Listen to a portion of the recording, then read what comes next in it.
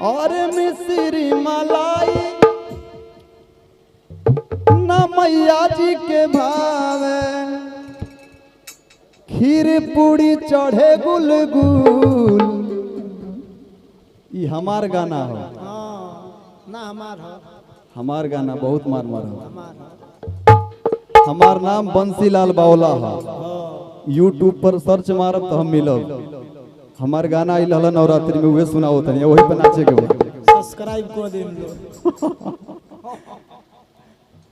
अरे मिश्री मलाई ना मैया जी के भावे, खीर पूरी चढ़े गुलगुल।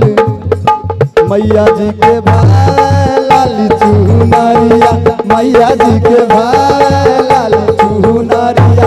ताजा ताजा अड़हुल के फूल, मैया जी के भावे लाली चुनरिया। ताजा ताजा अड़हुल के फूल, मैया जी के भावे चुनरिया। ताजा ताजा अड़हुल के फूल। और मिश्री मलाई ना मैया जी के भावे, खीर पूरी चढ़े गुलगुल। मिश्री मलाई ना मैया जी के भावे,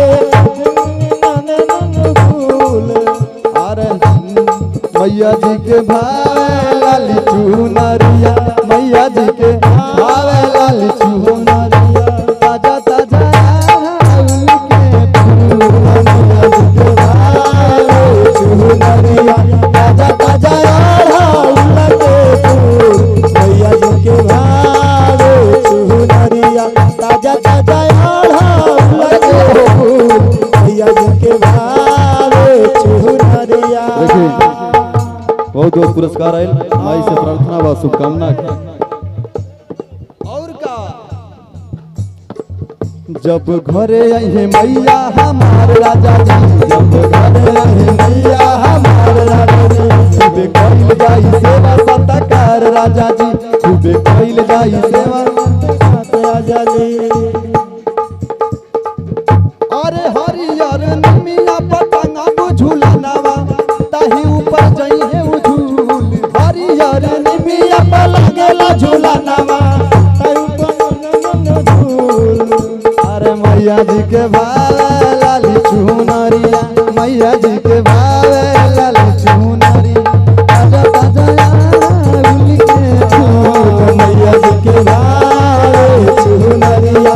ताजा ताजा अड़हुल के फूल, मैया जी के भावे चुनरिया। ताजा ताजा अड़हुल के फूल। देवरिया से सैया चुनरिया ले ले आई है, देवरिया से सैया चुनरिया ले ले। लबर लबर कर बाटे ये चुनरिया ले ले आई है, चुनरिया ले ले आई है, चुनरिया ले ले आई है, चुनरिया ले ले आई है, चुनरिया ले ले आई है, चुनरिया ले ले आई है। देवरिया से ये सैया चुनरिया ले ले आई है, देवरिया से ये सैया चुनरिया ले ले आई है, देवरिया से ये सैया चुनरिया ले ले आई है। और का कहो तड़ी मेहरारू, अरे लाल चटकार कलर जनी तू भूलई हा, जन तू भूलैया सैया, जन तू भूलई हा, जन तू भूलई हा, जन तू भूलई हा।